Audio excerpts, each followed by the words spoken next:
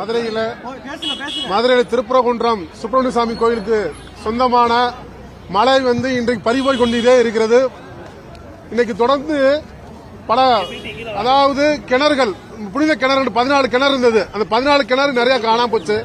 அதே மலை உச்சியில முருக பக்தர்களுடைய எதிர்பார்ப்பு இன்னைக்கு என்னன்னா, மலை உச்சியில தீபம் ஏற்ற வேண்டும் என்று பெரிய கோரிக்கை வச்சு பல தடவை போராட்டம் பண்ணிருக்கோம்.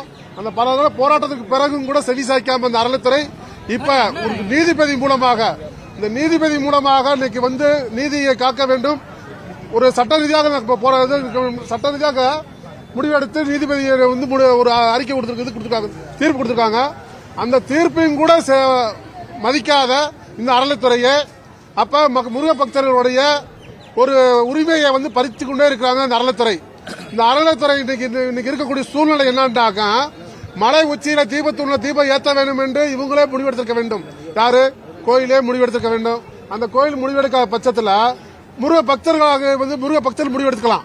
அதே சமயத்தில் பாத்தீங்கன்னாக்கா இன்னைக்கு இதை எதிர்த்து போராடுறது யாருன்னா அந்த அறநிலைத்துறை.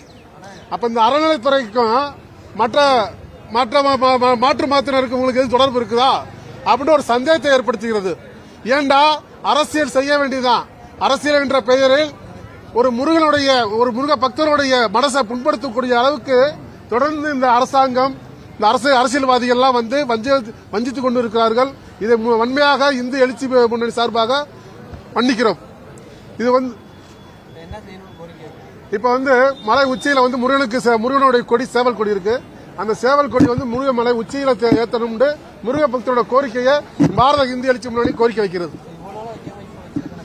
இது ஏற்கனவே நான் வைக்கணும் போராட்டம் பண்ணிருக்கோம், வைக்கணும்னு சொல்லிருக்கோம். இப்ப இந்த அறநிலைத்துறை நம்ப முடியல. ஏண்டாக்கா இப்படியே வெட்டிக்கிட்டு இருந்தாக்கா எங்களோட முன்னோர்கள் சொத்து, இந்த சொத்து இப்ப கொடுத்த கோயிலோட இது.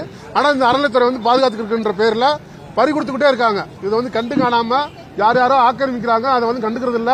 இதை வன்மையா கண்டிக்கிறோம். அப்படி ஒரு வேலை இல்லைன்னாக்க இந்த அறநிலைத்துறை வெளியேறணும் அப்படின்னு சொல்லி கோரிக்கை வைக்கிறோம். என் பேர் KM பாண்டியன், பாரத இந்து எழுச்சி முன்னணி தலைவர். வெற்றி வெற்றி வெற்றி வீர வீர வீர வீர வீர வீர வெற்றிவேல் முருகனுக்கு,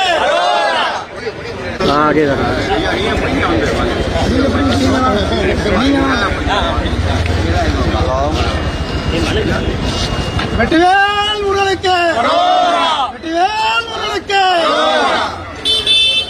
காத்திடுவோம் காத்திடுவோம் காத்திடுவோம், கந்தன் மலையை காத்திடுவோம் காத்திடுவோம் காத்திடுவோம் காத்திடுவோம், முருக பக்தர் உரிமையை காத்திடுவோம் ஏற்றுவோம் ஏற்றுவோம் ஏற்றுவோம், மலை உச்சியில் முருகன் கொடியை ஏற்றுவோம்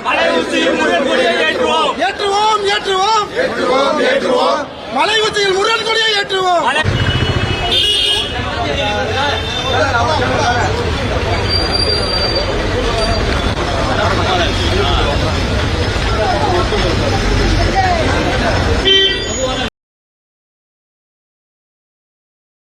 கண்டிக்கிறோம்,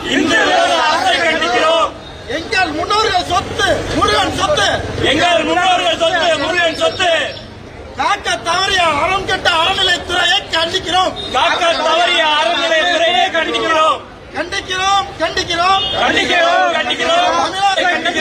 பறிபோகுதே பறிபோகுதே பறிபோகுதே பறிபோகுதே, எங்கள் முருகன் சொத்து பறிபோகுதே எங்கள் முருகன் சொத்து பறிபோகுதே பறிபோகுதே, எங்கள் முருகன் சொத்து பறிபோகுதே எங்கள் முருகன் சொத்து பறிபோகுதே, முருக பக்தர்கள் உரிமை பறிபோகுதே முருக பக்தர்கள் உரிமை பறிபோகுதே.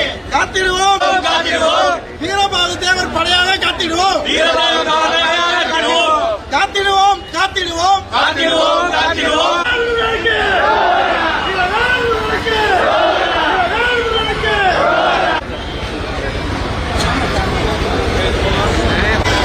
வெற்றிவேல் முருகனுக்கு, வீரவேல் முருகனுக்கு. காத்திடுவோம் காத்திடுவோம் காத்திடுவோம் காத்திடுவோம், முருகன் சொத்தை